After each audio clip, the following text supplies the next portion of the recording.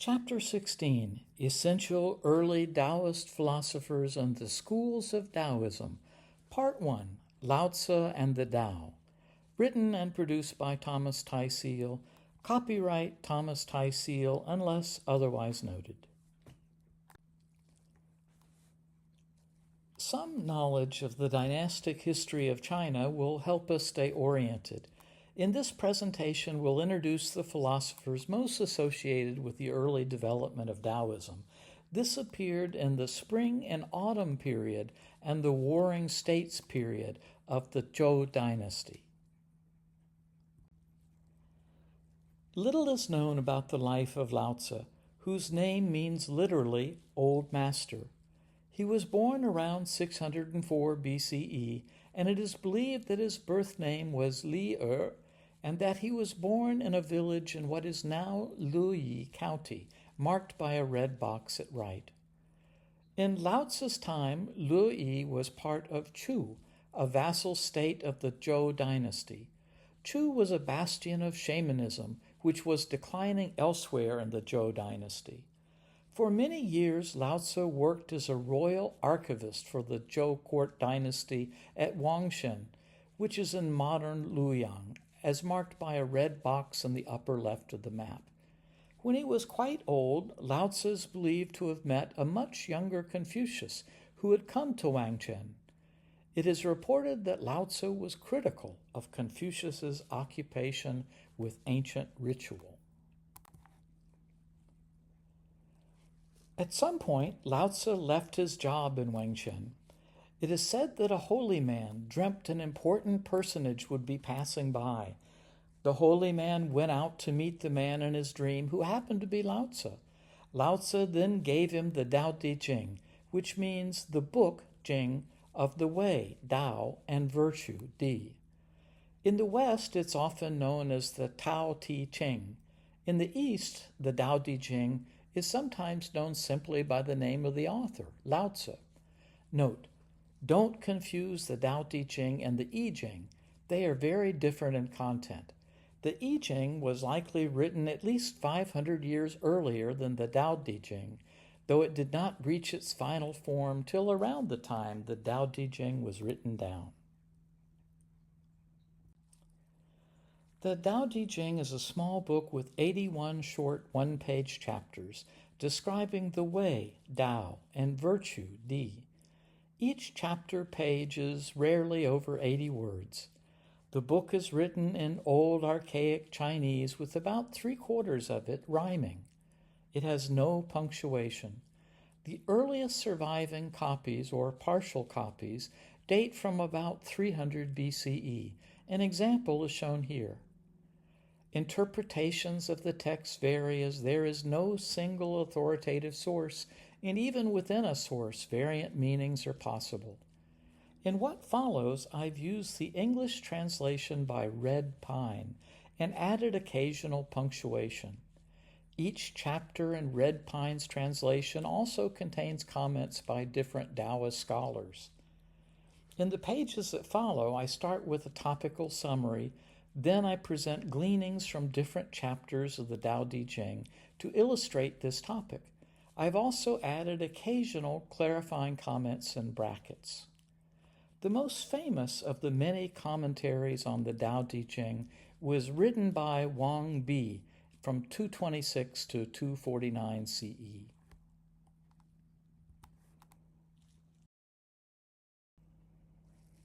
The Tao is preexistent, the source and mother of all.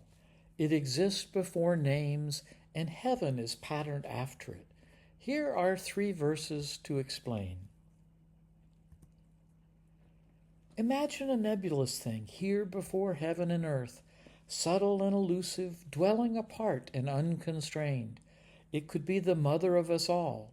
Not knowing its name, I call it the Tao. Humankind imitates earth. Earth imitates heaven.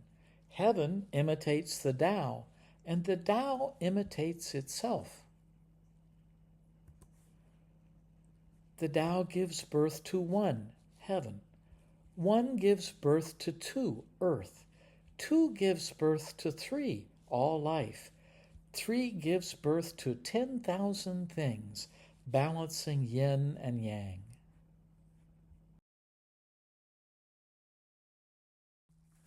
The Tao is hidden, nameless, and can't be seen. It's formless but creates forms, returning thereafter back to itself. Check out these 3 verses. The Tao is hidden and nameless. The way that becomes a way, explicitly defined, is not the immortal way, the Tao. The name that becomes a name, as if it is easily defined, is not the immortal name. No name is the maiden of heaven and earth. We look but do not see it, the Tao, and call it indistinct. We listen but do not hear it, and call it faint. We reach but don't grasp it, and call it ethereal. 3 failed means to knowledge I weave into one, with no light above and no shadow below, too fine to be named, returning to nothing. This is the formless form, the immaterial image.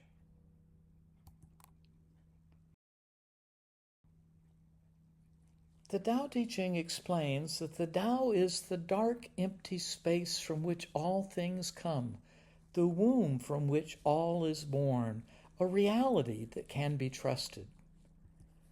It's distant and dark, but inside is an essence which is real and can be trusted.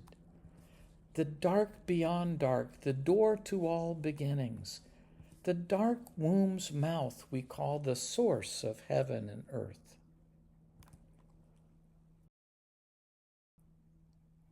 The Tao is also deep, like gravity. It pulls us to it and teaches us the wisdom of lowness. To picture the Tao in the world, imagine a stream and the sea. The reason the sea can govern 100 rivers is because it has mastered being lower. Thus it can govern 100 rivers. Hence, if sages would be above the people, they should speak as if they were below them.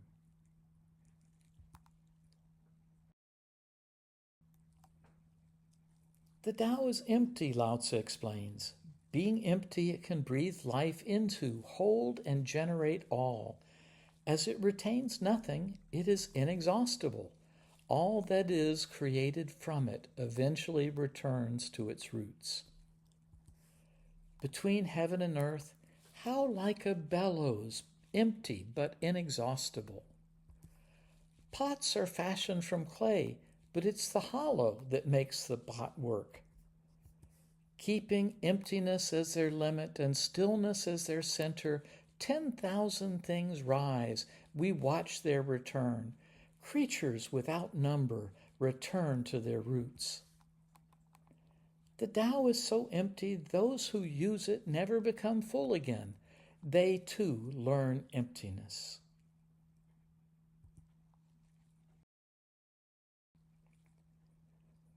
The Tao is still. Still is the master of restless. The Tao makes no effort at all, yet there is nothing it doesn't do.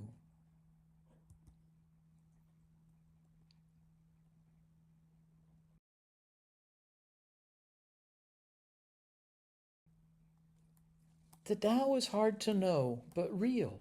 It operates by its own rules and is the only eternal. When manifest, the Tao gives birth to opposites and always satisfies and perfects those who follow it. The greatest power comes only from following the Tao. The substance of the Tao is shadowy and indistinct and shadowy. Within it is an image, shadowy and indistinct. Within it is a substance, dim and dark. Within it is an essence. This essence is real, true, and unwavering. The Tao drifts. It can go left or right. Everything lives by its grace. A gale doesn't last all morning. A squall doesn't last all day. Who creates these, heaven and earth? If heaven and earth can't make things last, how much less can humankind? Have and have not create each other.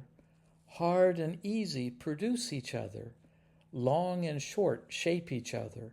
High and low complete each other. Note and noise accompanying each other. First and last follow each other. The incomplete becomes whole, the crooked straight, the hollow full, the worn out becomes new, those with less become content, those with more become confused.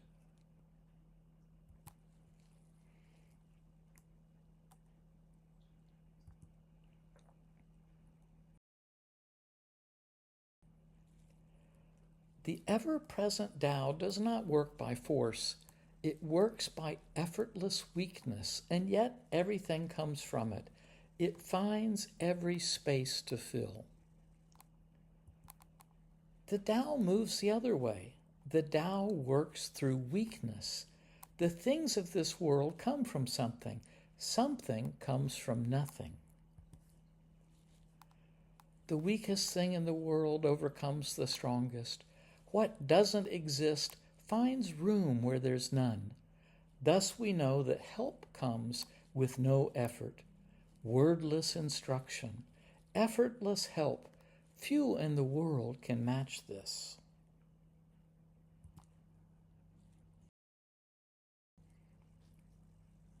Coming from the Tao, virtue, Di, is empty, dark, and pure. It sustains and trains all who practice it.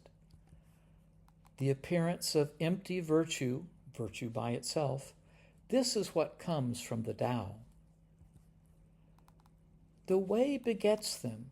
Virtue keeps them. The way begets and keeps them, raises and trains them, steadies and adjusts them, maintains and protects them, but it doesn't possess what it begets or depend on what it develops or controls, what it erases. This is called dark virtue. Can you give birth and nurture, but give birth without possessing? Raise without controlling? This is dark virtue.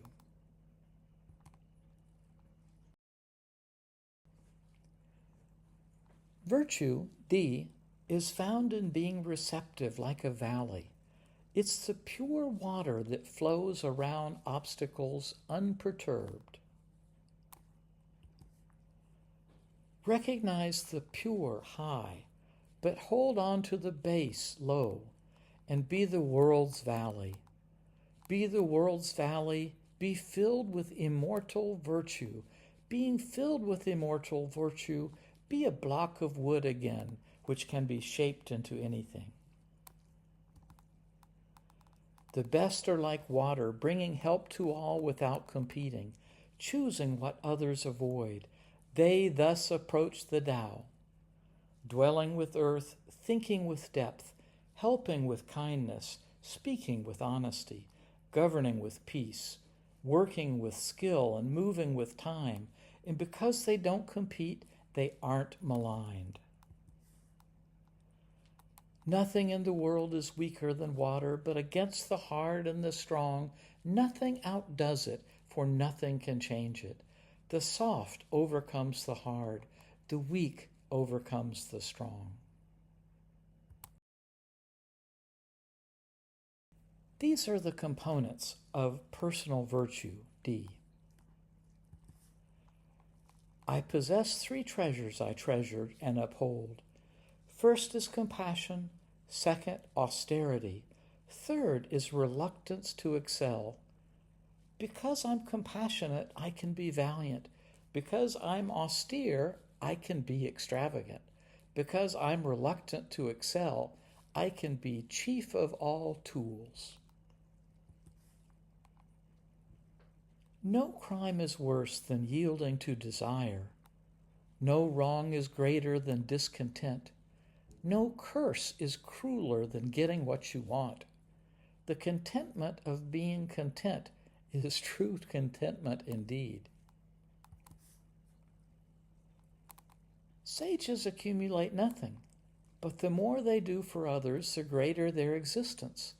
The more they give to others, the greater their abundance. The way of heaven is to help without harming. The way of the sage is to act without struggling. Repay each wrong with virtue.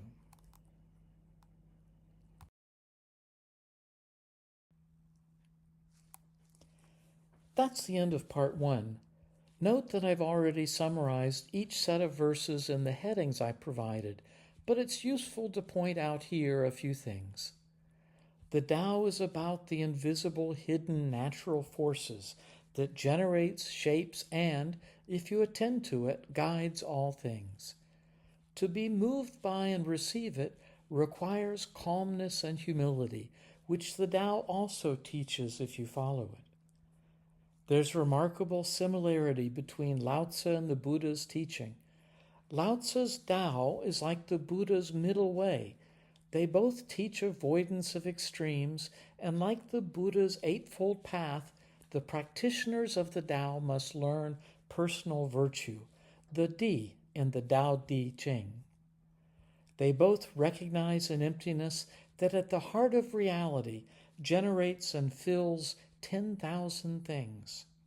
Like nirvana, the Tao too is unborn, unbecome, unmade, and unconditioned, and it is not only the source, but the end of all things.